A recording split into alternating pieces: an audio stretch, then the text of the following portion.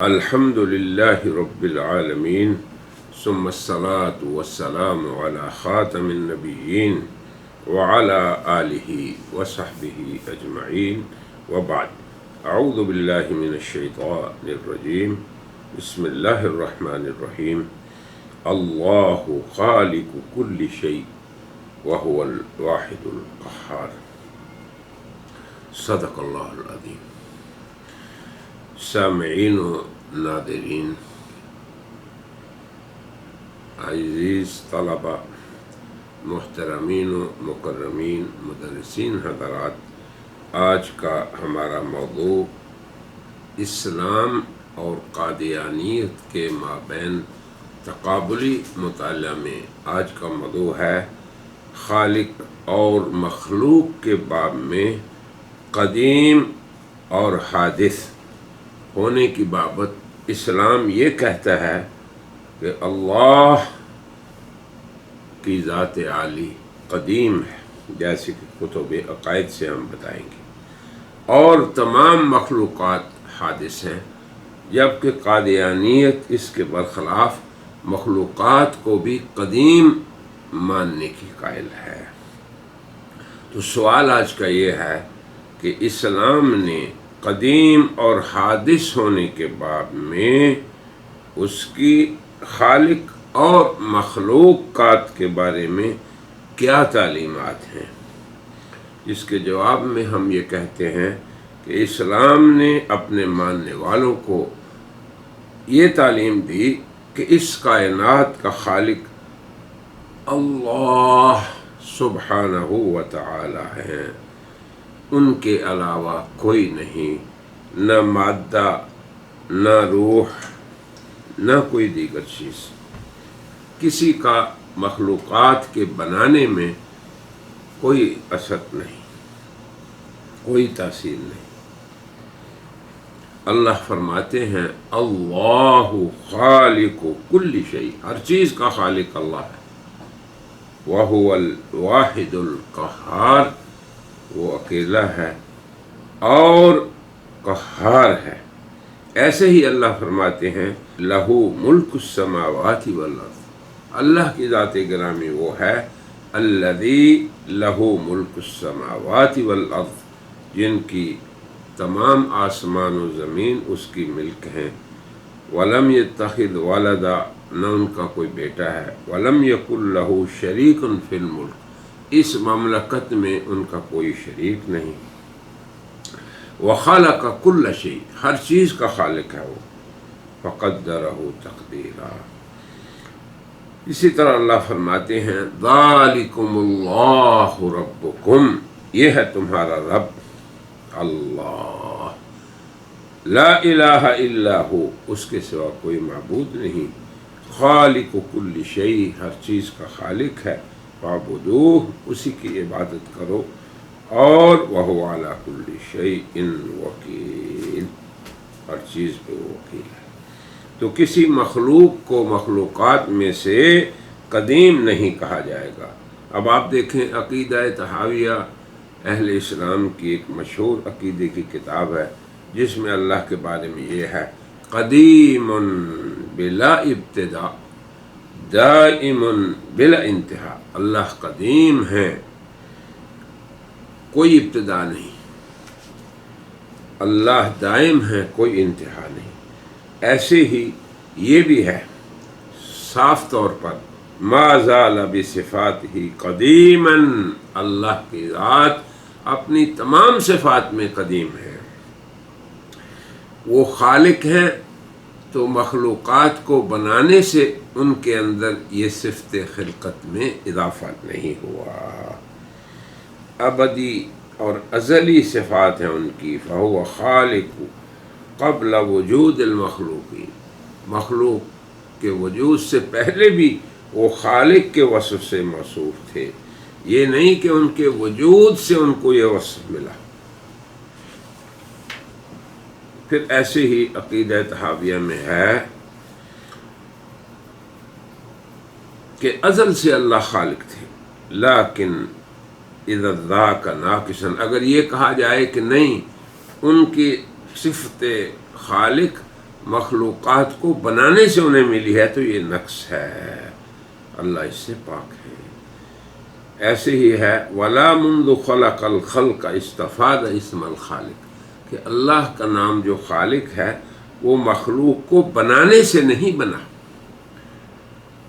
وَلَا بِإِحْدَاثِهِ الْبَرِيَّةِ اسْتَفَادَ اسْمَ الْبَارِ، هُوَ اللَّهُ الْخَالِقُ الْبَارِ، جو باری اللہ کی صفت ہے، اللہ نے اس کائنات کو بنایا ہے، تو یہ نہیں کہ مخلوق کو بنانے سے یہ باری صفت اللہ کو ملی ہے۔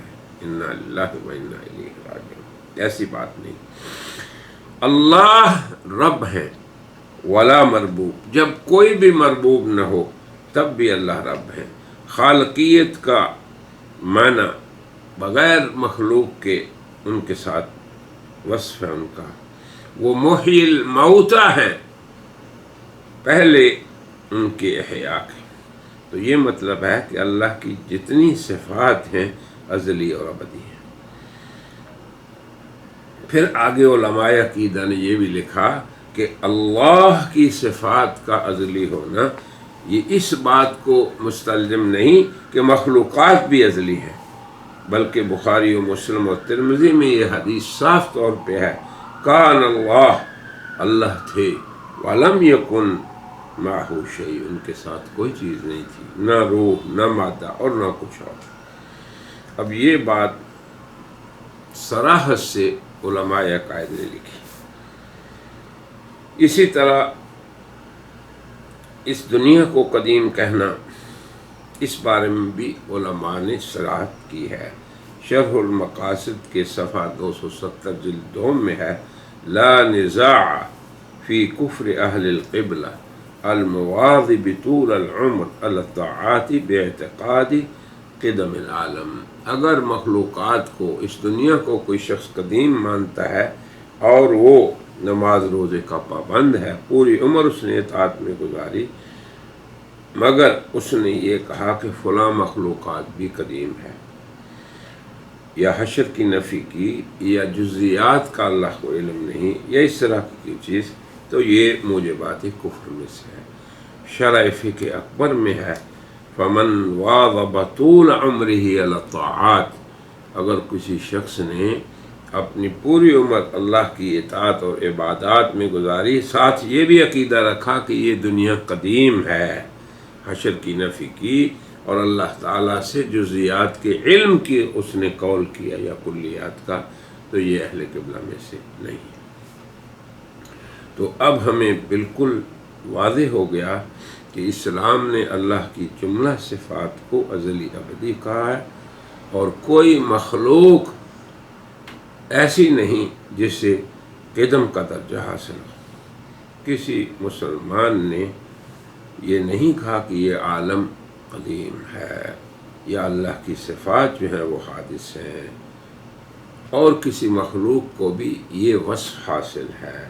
اب قادیانیت اسی باب میں، قدیم و حادث ہونے کے باب میں دیکھ لیں، مرزا غلام احمد قادیانی چشمہ معرفت صفحہ 160 میں، جو روحانی خزائن کی جلد 23 169 میں کہتے ہیں، ہم جانتے ہیں کہ خدا کی تمام صفات کبھی ہمیشہ کے لیے معطل نہیں ہوتی، اور خدا تعالیٰ کی قدیم صفات پر نظر کر کے مخلوق کے لیے قدامت نوعی ضرور ہے۔ پھر سنیں، مخلوق کے لیے قدامت نوعی ضرور ہے، یہ قادیانیت خلاف اسلام کہہ رہی ہے۔ پھر آگے قادیانیت کا یہ بھی دعویٰ ہے، یہ بات جو ہے یہ میر محمد اسحاق جو مرزا محمود کے ماموں ہیں وہ کہہ رہے ہیں اپنی کتاب حدوث روح اور مادہ میں، ہمارا ایمان ہے کہ جس طرح اللہ تعالی ہمیشہ سے مالک ہے، اسی طرح وہ ہمیشہ سے خالق بھی ہے، وہ ہمیشہ سے پیدا کرتا ہے، فنا کرتا چلا آیا ہے، ہر زمانہ میں کوئی نہ کوئی مخلوق اس کے ساتھ چلی آ رہی ہے۔ یہ بالکل خلاف اسلام عقیدہ ہے۔